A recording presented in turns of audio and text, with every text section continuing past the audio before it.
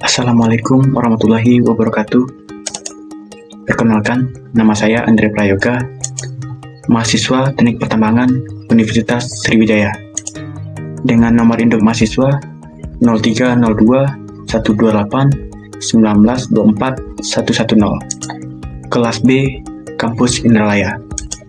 Pada kesempatan kali ini, saya akan mempresentasikan eksplorasi geofisika yang diperuntukkan sebagai ujian akhir semester mata kuliah Geofisika Tambang. Baiklah, pada kesempatan kali ini saya akan mempresentasikan mengenai well logging. Apa sih itu well logging? Well logging merupakan praktik membuat catatan rinci ataupun log sumur dari formasi geologi yang ditembus oleh lubang bor. Well logging sendiri berdasarkan pada pengukuran fisik yang dilakukan dengan instrumen yang diturunkan ke dalam lubang atau yang sering disebut juga dengan log geofisika. Biasanya, well logging dibuat dengan cara membuat lubang bor yang diperuntukkan untuk eksplorasi minyak dan gas, air tanah, mineral dan batu bara, serta panas bumi. Well logging sendiri melibatkan pengukuran fisik batuan di sekitarnya dengan sensor yang terletak di sebuah lubang bor. Output dari pengukuran tersebut nantinya itulah yang disebut dengan log sumur.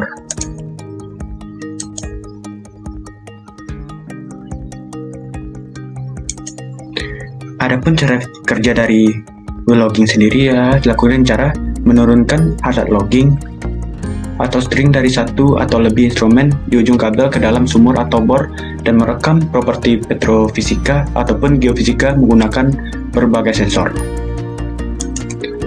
Alat logging yang dikembangkan nantinya akan berfungsi untuk mengukur sinar gamma alami, listrik, akustik, respon radioaktif, elektromagnetik, dan tekanan dan sifat lain dari batuan dan cairan yang terkandung di dalamnya.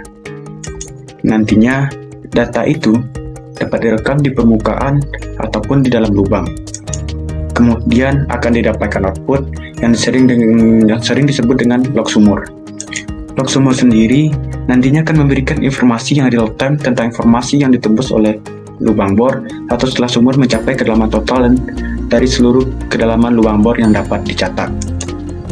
Well logging sendiri memiliki beberapa klarifikasi.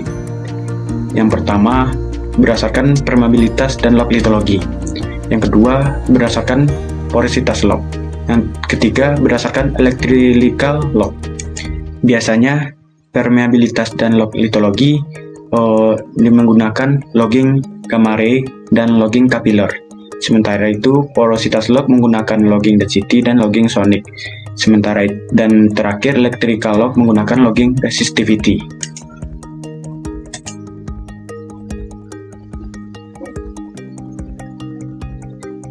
Pertama, kita akan membahas mengenai log gamma ray.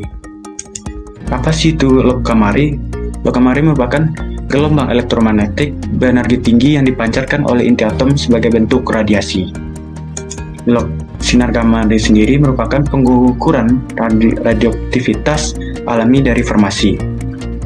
Nantinya, di dalam log gamma ray akan didapatkan sebuah evaluasi mengenai kandungan sopi dalam satu formasi, analisis mineral, kontrol kedalaman untuk coring dinding samping atau perforasi yang nantinya sangat berguna untuk menentukan lapisan sopi jika sifat formasi tidak berciri. Log gamma ray dapat dinyalakan di lubang terbuka maupun di lubang tertutup. Dapat kita lihat pada gambar berikut. Ini adalah contoh output dari log gamma ray itu sendiri.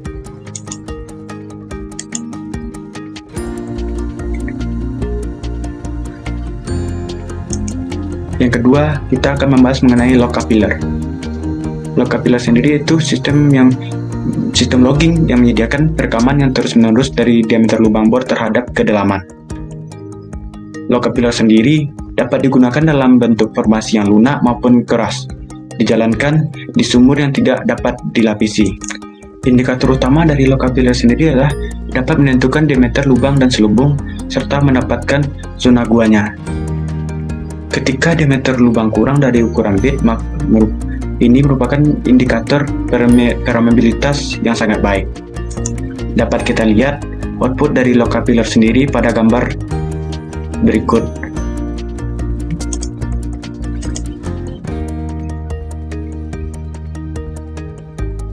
Selanjutnya adalah log density.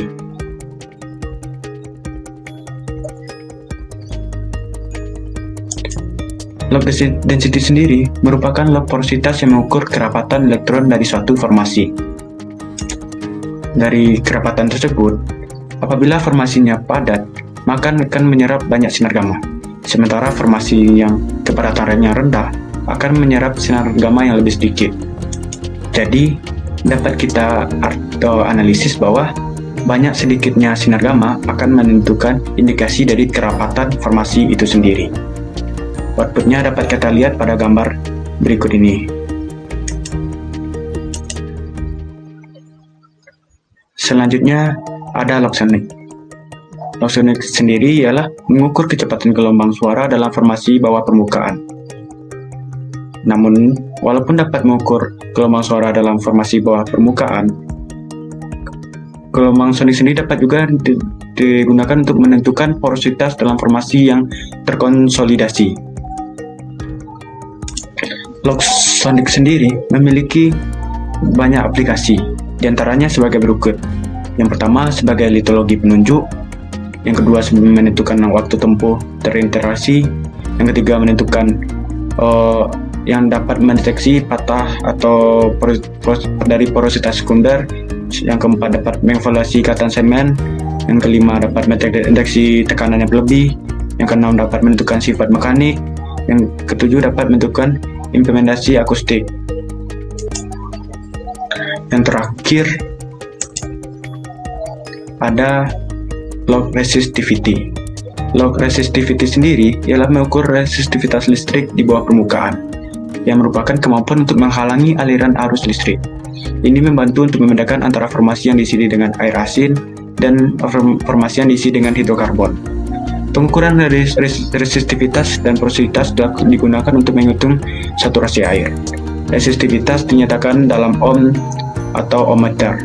Sering dipetakan pada skala logaritma versus kedalaman karena rentang resistivitas yang sangat besar.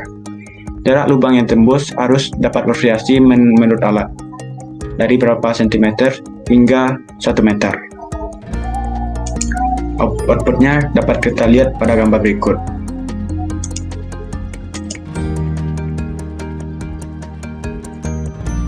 Selama logging, arus diproduksi dalam formasi dan respon formasi yang terhadap arus yang dicatat. Ada dua cara untuk menghasilkan arus dalam formasi. Yang pertama, langsung menerapkan arus ke dalam formasi. Yang kedua, menginduksi arus dalam formasi. Jika arus langsung diterapkan ke formasi, maka resistansi arus selama formasi diukur. Jika arus diinduksi dalam formasi, maka konduktivitas formasi diukur dan dibalik untuk resistivitasnya. Dalam log resistivity, alat elektroda sangat berguna dalam mengalirkan arus ke formasi dan mengukur resistivitas. Alat induksi sendiri digunakan untuk menginduksi arus dalam formasi dan mengukur konduktivitasnya. Alat elektroda sendiri umumnya dapat mengukur resistivitas dangkal, dan sedangkan alat induksi umumnya mengukur resistivitas dalam. Alat induksi biasanya dapat bekerja pada rentang frekuensi 35 sampai 20.000 Hz. Mungkin demikianlah presentasi mengenai logging yang dapat saya sampaikan. Terlebih terkurang saya mohon maaf. Apabila banyak terdapat kekurangan, saya masih dalam proses belajar. Saya ucapkan terima kasih. Wassalamualaikum warahmatullahi wabarakatuh.